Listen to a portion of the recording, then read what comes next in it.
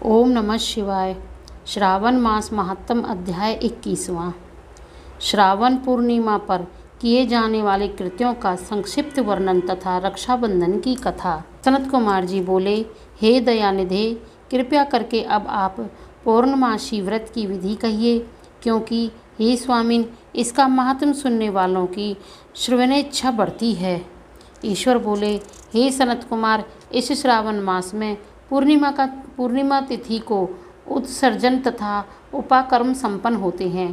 पौष की पूर्णिमा तथा माघ की पूर्णिमा विधि उत्सर्जन कृत्य के लिए होती है, अथवा उत्सर्जन कृत्य हेतु पौष की प्रतिपदा अथवा माघ की प्रतिपदा तिथि विविध होती है, अथवा रोहिणी नामक नक्षत्र उत्सर्जन कृत्यों के लिए प्रशस्त होता है, अथवा अन्य कालों में भी अपनी अपनी शाखा के अनुसार उत्सर्जन तथा उपाकर्म दोनों का साथ साथ करना उचित माना गया है। अतः श्रावण मास की पूर्णिमा को उत्सर्जन कृत्य प्रशस्त होता है। साथ ही ऋग्वेदियों के लिए उपाकर्म हेतु श्रवण नक्षत्र होना चाहिए। चतुर्दशी पूर्णिमा अथवा प्रतिपदा तिथियों में जिस दिन श्रवण नक्षत्र हो उसी दिन ऋग्वेदियों को उपाकर्म करना चाहिए। यजुर्वेदियों का उपाकर्म पूर्णिमा में और सामवेदियों का उपाकर्म हस्तन नक्षत्र में होना चाहिए। शुक्र तथा गुरु के अस्तकाल में भी सुखपूर्वक उपाकर्म करना चाहिए, किंतु इस काल में इसका आरंभ पहले नहीं होना चाहिए, ऐसा शास्त्रविदों का मत है। ग्रहण तथा संक्रांति से दूषित काल के अंतर ही इसे करना चाहिए। हस्त नक्षत्र युक्त पंचमी तिथि में अथवा भाद्रपद पूर्णिमा तिथि में उपाकर्म करें। अपने अपने ग्रह सूत्र के अनुसार उत्सर्जन तथा उपाकर्म करें। अधिमास आने पर उसे शुद्ध मास में करना चाहिए। ये दोनों कर्म अवश्य हैं, अतः प्रत्येक वर्ष इन्हें नियम पूर्वक करना चाहिए। उपाकर्म की समाप्ति पर द्विजातियों के विद्यमान रहने पर स्त्रियों को सभा में सभा दीप निवेदन करना चाहिए। उस दीपक को आचार्य ग्रहण करे या किसी अन्य ब्राह्मण को प्रदान कर दे। दीप की विधि बताई जाती है। सोने, चांदी अथवा तांबे के पात्र में सेर भर गेहूँ भरकर गेहूं के आटे का दीपक बनाकर उसमें उस दीपक को जलाएं। वह दीपक घी से अथवा तेल से भरा हो और 3 बत्तियों से युक्त हो। दक्षिण तथा तांबुल सहित उस दीपक को ब्राह्मण को अर्पण कर दें। दीपक की तथा विप्र की विधिवत पूजा करके यह मंत्र बोलें, सदक्षिण सतांबुल सभा दीपो अम्युत्तम अति उत्तम अर्पितो देव देवस्य मम संतु मनोरथा। दक्षिण तथा तांबुल से युक्त यह उत्तम सभादीप मैंने देव देव को निवेदित किया है, मेरे मनोरथ पूर्ण हो। सभादीप प्रदान करने से पुत्र पौत्र आदि से युक्त कुल वंश उज्ज्वल लता को प्राप्त होता है और यश के साथ निरंतर बढ़ता है। इसे करने वाली स्त्री दूसरे जन्म में देवांगनाओं के समान रूप प्राप्त करती है। वह स्त्री सौभाग्यवती हो जाती है और अपने पति की अत्यधिक प्रिय पात्र होती है। इस प्रकार 5 वर्ष तक इसे करने के पश्चात उद्यापन करना चाहिए और अपने सामर्थ्य के अनुसार भक्तिपूर्वक ब्राह्मण को दक्षिणा देनी चाहिए। हे सनत कुमार, यह मैंने आपसे सभादीप का शुभ महात्म कह दिया। उसी रात्रि में श्रवण कर्म करना का बताया गया है। तत्पश्चात वहीं पर सर्प बलि की जाती है। अपना अपना ग्रह सूत्र देखकर ये दोनों ही कृत्य करने चाहिए। हयग्रीव का अवतार उसी तिथि में कहा गया है, अतः इस तिथि पर हयग्रीव जयंती का महोत्सव मनाया जाना चाहिए। उनकी उपासना करने वालों के लिए यह उत्सव नित्य करना बताया गया है। श्रवण पूर्णिमा के दिन श्रवण नक्षत्र में भगवान श्री हरि हयग्रीव के रूप में प्रकट हुए और सर्वप्रथम उन्होंने सभी पापों का नाश करने वाले सामवेद का गान किया। इन्होंने सिंधु और तथा नदियों के संगम स्थान में श्रवण नक्षत्र में जन्म लिया था। अतः श्रावणी के दिन वहाँ स्नान करना सभी मनोरथों को पूर्ण करने वाला होता है। उस दिन वहाँ शांग्र, धनुष, चक्र तथा गदा धारण करने वाले विष्णु की विधिवत पूजा करें।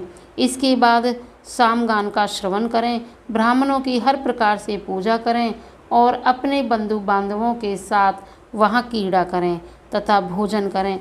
स्त्रियों को चाहिए कि उत्तम पति प्राप्त करने के उद्देश्य से जल क्रीड़ा करें। उस दिन अपने अपने देश में तथा घर में भी इस महोत्सव को मनाया जा सकता है और हयग्रीव की पूजा करनी चाहिए तथा उनके मंत्र का जप करना चाहिए। उस मंत्र को सुनिए। आदि में प्रणव तथा उसके बाद नमः लगाकर बाद में भगवते धर्माय जोड़कर उसके भी बाद आत्म विशोधन शब्द की चतुर्थी विभक्ति आत्म विशोधनाय लगानी चाहिए। पुनः अंत में नमः शब्द प्रयुक्त करने से 18 अक्षरों वाला ओम नमो भगवते धर्माय आत्म विशोधनाय नमः मंत्र बनता है। यह मंत्र सभी सिद्धियों प्रदान करने वाला और 6 प्रयोगों को सिद्ध करने वाला है। इस मंत्र का पुरस्चरण 18 लाख तथा 18,000 जप का है। कलयुग में इसका पुरस्चरण इससे भी 4 गुने जप से होना चाहिए। इस प्रकार है करने पर हयग्रीव प्रसन्न होकर उत्तम वांछित फल प्रदान करते हैं। इसी पूर्णिमा के दिन रक्षाबंधन मनाया जाता है, जो सभी रोगों को दूर करने वाला तथा सभी अशुभों का नाश करने वाला है। हे मुनिश्रेष्ठ, इसी प्रसंग में एक प्राचीन इतिहास सुनिए। इंद्र की विजय प्राप्ति के लिए इंद्राणी ने जो किया था उसे मैं बता रहा हूँ। पूर्व काल में 12 वर्षों तक देवासुर संग्राम होता रहा। तब इंद्र को थका हुआ देखकर देवी इंद्राणी ने उन सुरेंद्र से कहा, हे देव, आज चतुर्दशी का दिन है, प्रातः होने पर सब ठीक हो जाएगा। मैं रक्षाबंधन अनुष्ठान करूंगी, उससे आप अजय हो जाएंगे। तब ऐसा कहकर इंद्राणी ने पूर्णमासी के दिन मंगल कार्य संपन्न करके इंद्र के दाहिने हाथ में आनंददायक रक्षा बांध दी। तत्पश्चात ब्राह्मणों के द्वारा स्वसत्यन किए गए तथा रक्षाबंधन से युक्त इंद्र ने दानव सेना पर आक्रमण किया और क्षण भर में उसे जीत लिया। इस प्रकार विजयी होकर इंद्र तीनों लोकों में पुनः प्रतापवान हो गए।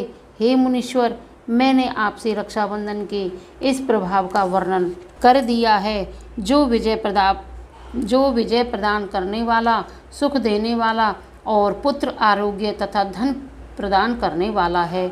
सनत कुमार बोले, हे देवश्रेष्ठ, यह रक्षाबंधन किस विधि से, किस तिथि में तथा कब किया जाता है? हे देव, कृपया करके इसे बताएं। हे भगवान, जैसे जैसे आप अद्भुत बातें बताते जा रहे हैं, वैसे वैसे अनेक अर्थों से युक्त कथाओं का सुनते हुए मेरी तृप्ति नहीं हो रही है।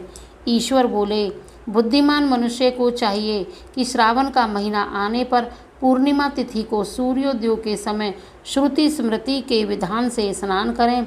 इसके बाद संध्या जप आदि करके देवताओं, ऋषियों तथा पितरों का तर्पण करने से अनंतर सोने की पात्र में बनाई गई, सोने के सूत्रों से बंधी हुई, मुक्ता आदि से विभूषित, विचित्र तथा स्वच्छ रेशमी तंतुओं से निर्मित, विचित्र ग्रंथियों से सुशोभित, पदगुच्छों से अलंकृत और स्पर्श तथा अक्षतों से गर्भित एक अत्यंत मनोहर रक्षा यानी राखी बनाएं।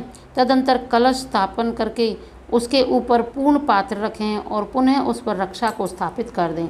तत्पश्चात रम्य आसन पर बैठकर सुजनों के साथ वारांगनाओं के नृत्यगान आदि तथा क्रीड़ा मंगल कृत्य में संलग्न रहें। तदंतर यह मंत्र पढ़कर पुरोहित रक्षा बंधन करे। येन बंधो बलि राजा दानवेंद्रो महाबला तेन त्वानुबंधनामी रक्षे माँ चल। जिस बंधन से महान बल से संपन्न दानवों के पति राजा बलि बांधे गए थे, उसी से मैं आपको बांधती हूँ। हे रक्षे, चलायमान मत हो।